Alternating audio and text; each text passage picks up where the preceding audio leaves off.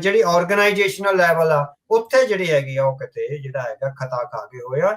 ਪਰ ਅਮਰੀਕਾ ਕੋਲ ਜਿੰਨੀ ਸੀਗੀ ਇਨਫੋਰਮੇਸ਼ਨ ਸੀਗੀ, ਉਹਨੇ ਆਪਣੇ ਹਿਸਾਬ ਨਾਲ ਉਸ ਸਾਰੇ ਕੁਝ ਨੂੰ ਮੈਨੇਜ ਕਰਕੇ ਹਮਲਾ ਕਰਿਆ। ਪਰ ਫਿਰ ਵੀ ਜਿਹੜੀ ਹੈਗੀ ਆ ਟੈਕਨੀਕਲ ਨੋ ਹਾਊ ਦਾ ਹੋਣਾ ਹੋਰ ਗੱਲ ਹੁੰਦੀ ਆ। ਕਿਸੇ ਰਜੀਵ ਦੀਆਂ ਸਿਧਾਂਤਕ ਜਿਹੜੀਆਂ ਪੌੜੀਆਂ ਨੇ, ਉਸ ਸਿਧਾਂਤਕ ਪੌੜੀਆਂ ਬਾਰੇ ਜਿਹੜੀ ਜਾਣਕਾਰੀ, ਹੁਣ ਇਹਨਾਂ ਦਾ ਸਾਰਾ ਫੋਕਸ ਰਿਹਾ ਵੀ ਜਿੱਦਾਂ ਵੀ ਨਿਊਕਲੀਅਰ ਸਾਇੰਟਿਸਟਾਂ ਨੂੰ ਮਾਰ ਦਿਓ, ਫੌਜੀ ਜਿਹੜੀ ਲੀਡਰਸ਼ਿਪ ਆ ਉਹ ਮਾਰ ਦਿਓ, ਜਾਂ ਜਿਹੜੇ ਹੈਗੇ ਉਹਨਾਂ ਦੇ ਸੈਂਟਰਲ ਗਾਰਡਸ ਹੈਗੇ ਆ ਉਹਨਾਂ ਦੀ ਲੀਡਰਸ਼ਿਪ ਨੂੰ ਮਾਰ ਦਿਓ। ਪਰ inside there was brewing something another aspect. ਉਹ ਆਸਪੈਕਟ ਜਿਹੜਾ ਸੀਗਾ ਸਿਧਾਂਤਕ ਸੀਗੀ, ਜਿਹਦੀ ਆਪਾਂ ਅੱਗੇ ਜਾ ਕੇ ਜਿਹੜੀ ਹੈਗੀ ਆ ਉਹ ਗੱਲਬਾਤ ਕਰਾਂਗੇ। ਸੋ ਉਸ ਸਿਧਾਂਤਕ ਆਸਪੈਕਟ ਨੂੰ ਜਿਹੜਾ ਹੈਗਾ ਇਹ ਨਹੀਂ ਫੜ ਸਕੇ। ਟੈਕਨੀਕਲ ਫੌਜੀ ਤੇ ਜਿਹੜੀ ਹੈਗੀ ਆ ਸੂਈਆ ਜਾਣਕਾਰੀ ਇਹਨਾਂ ਦੀ ਬਹੁਤਾਤ ਸੀ ਉਹਨਾਂ ਕੋਲੇ, ਪਰ ਜਿਹੜੀ ਸਿਧਾਂਤਕ ਜਾਣਕਾਰੀ ਆ ਉਹਦੀ ਘਾਟ ਸੀ। ਇਹ ਵੀ ਹੋ ਜਾਂਦਾ ਆ, ਜਿੱਦਾਂ ਤੁਸੀਂ ਕਿਹਾ ਵੀ ਜਦੋਂ ਟੈਕਨੀਕਲ ਜ਼ਿਆਦਾ ਹੋ ਜਾਂਦਾ ਫਿਰ ਲੋਕ ਜਾਂ ਜਿਹੜੇ ਐਨਾਲਿਸਟ ਆ ਜਿਹੜੇ ਆਪ ਧਾਰਮਿਕ ਜਾਂ ਇੰਨੇ ਸਿਧਾਂਤਕ ਨਹੀਂ ਹੁੰਦੇ, ਜ਼ਿਆਦਾ ਟੈਕਨੀਕੈਲਿਟੀਜ਼ ਦੇ ਵਿੱਚ ਰਹਿੰਦੇ, ਉਹ ਫਿਰ ਉਸ ਦੀ ਸਮਝ, ਉਹ ਪਕੜ ਉਹਨਾਂ ਨੂੰ ਉਨੀ ਉਹ ਪੈਂਦੀ ਨਹੀਂ ਆ। ਸੋ ਆਈ ਥਿੰਕ ਉਹ ਉਸ ਤਰੀਕੇ ਦਾ ਉਹ ਗੱਚ ਵੀ ਜਿਹੜਾ ਇਸ ਦੇ ਵਿੱਚ ਖਾ ਗਏ। ਉਹਦੇ ਹੁਣ ਤੁਸੀਂ ਦੇਖੋ ਨਾ, ਉਹਦੇ ਵਿੱਚ ਤੁਸੀਂ 1984 ਦੇ ਹਮਲੇ ਨੂੰ ਤੁਸੀਂ ਦੇਖ ਸਕਦੇ ਆ, ਹਨਾ। ਹੁਣ ਇੰਡੀਅਨ ਇੰਟੈਲੀਜੈਂਸ ਕੋਲ ਆਈ ਪਤਾ ਸੀਗਾ ਵੀ ਇੰਨੇ ਬੰਦੇ ਆ, 150 ਬੰਦਾ, ਹਨਾ। ਇਹ ਸਾਰਾ ਕੁਝ ਪਤਾ ਸੀ ਵੀ 150 ਜਾਂ 200 ਬੰਦਾ। ਉਹਨਾਂ ਕੋਲ 10 ਜਾਂ 12 ਮਸ਼ੀਨ ਗੰਨਾਂ ਨੇ, ਬਾਕੀ SLR ਨੇ ਜਾਂ ਕੁਛ ਰਾਕਟ ਲਾਂਚਰ, ਹਨਾ। ਸੋ ਇਹ ਉਹਨਾਂ ਦਾ ਫੌਜੀਆਂ ਦਾ, ਜਾਂ ਜਿਹੜਾ ਆਪਾਂ ਕੁਲਦੀਪ ਬਰਾੜ ਦਾ ਜਿਹੜਾ ਕਹਿੰਦਾ ਸੀਗਾ ਵੀ ਜਦੋਂ ਟੈਂਕ ਦਨਾਉਂਦੇ ਹੈਗੇ ਆ ਤਾਂ ਵੱਡੇ ਵੱਡੇ ਜਰਨੈਲਾਂ ਦਾ ਵੀ ਜਿਹੜਾ ਹੈਗਾ ਪਿਸ਼ਾਬ ਨਿਕਲ ਜਾਂਦਾ ਹੈ, ਉਹਦੇ ਵਰਡਿੰਗ ਸੀਗੀ, ਹਨਾ।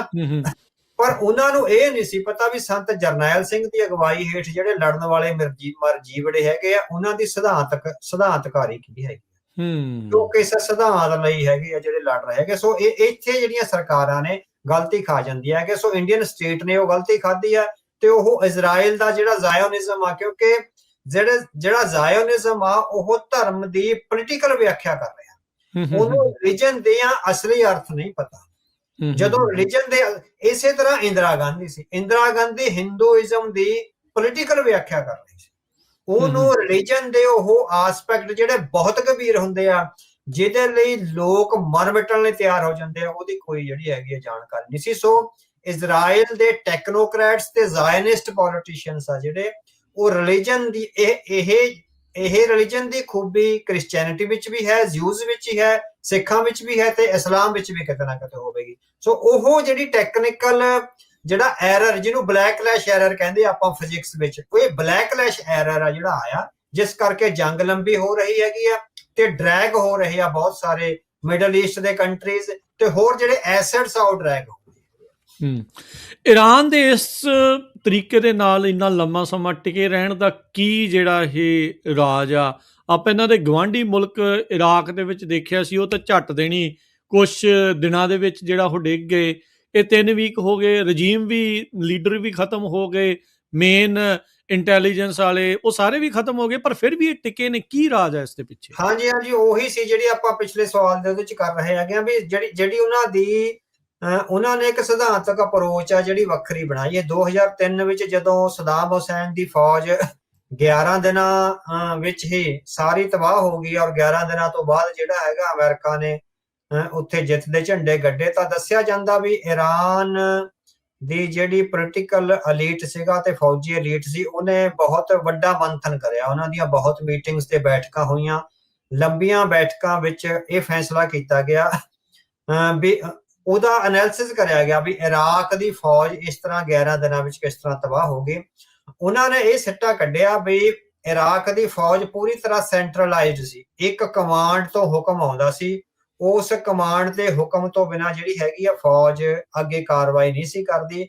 ਸੋ ਉਹਨਾਂ ਨੇ ਈਰਾਨ ਦੇ ਫੌਜੀ, ਪੋਲੀਟੀਕਲ ਤੇ ਧਾਰਮਿਕ ਆਗੂ ਇਸ ਸਿੱਟੇ ਤੇ ਪਹੁੰਚੇ ਵੀ ਟੂ ਮਚ ਸੈਂਟਰਲਾਈਜੇਸ਼ਨ ਆ ਜਿਹੜੀ ਫੌਜ ਦੀ, ਉਹਨੇ ਇਰਾਕ ਨੂੰ ਜਿਹੜਾ ਹੈਗਾ ਤਬਾਹ ਕਰ ਦਿੱਤਾ। ਸੋ ਕਹਿੰਦੇ ਵੀ 2003 ਤੋਂ ਬਾਅਦ ਹੀ ਈਰਾਨ ਨੇ ਆਪਣੇ ਫੈਸਲੇ ਲੈਣ ਦੀ ਜਿਹੜੀ ਦੇਸ਼ ਦੀ ਸੁਰੱਖਿਆ ਲਈ ਫੈਸਲੇ ਲੈਣ ਦੀ ਜਿਹੜੀ ਟ੍ਰੈਡੀਸ਼ਨ ਆ, ਉਹਦਾ ਡੀਸੈਂਟਰਲਾਈਜੇਸ਼ਨ ਕਰਿਆ ਹੈਗਾ।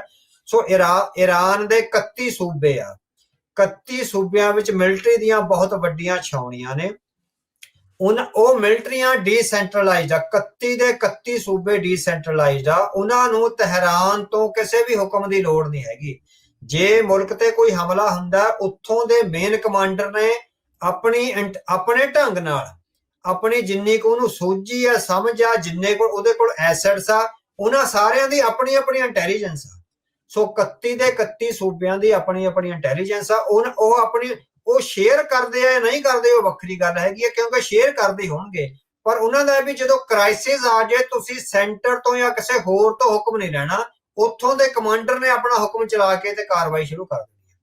ਸੋ ਡੀਸੈਂਟਰਲਾਈਜੇਸ਼ਨ ਆਫ ਮਿਲਟਰੀ ਐਲੀਟ ਆ ਜਿਹੜਾ, ਉਸ ਕਰਕੇ ਜਿਹੜੇ ਹੈਗੇ ਮਾਹਰ ਇਹ ਕਹਿ ਰਹੇ ਹੈਗੇ ਵੀ ਈਰਾਨ ਆ ਜਿਹੜਾ ਉਹ ਸਰਵਾਈਵ ਕਰ ਗਿਆ ਹੋਇਆ। ਸੋ ਹੁਣ ਇੱਕ ਜਗ੍ਹਾ ਤੋਂ ਜਿਹੜਾ ਹੈਗਾ ਹੁਕਮ ਨਹੀਂ ਆਉਣਾ। ਜਦੋਂ ਇੱਕ ਜਗ੍ਹਾ ਤੋਂ ਹੁਕਮ ਨਹੀਂ ਆ ਰਿਹਾ, ਤੁਸੀਂ ਦੇਖੋ ਇੱਕ ਰਾਹੁਲ ਗਾਂਧੀ ਨੇ ਪਿਛਲੇ ਦਿਨੀ ਪਾਰਲੀਮੈਂਟ ਵਿੱਚ ਇੱਕ ਕਿਤਾਬ ਦਾ ਜ਼ਿਕਰ ਕਰਿਆ, ਜਸਟਿਸ ਨਰਵਾਣੇ ਦੀ ਕਿਤਾਬ ਆ, ਸੌਰੀ ਜਰਨਲ ਨਰਵਾਣੇ ਦੀ ਕਿਤਾਬ ਜੀ।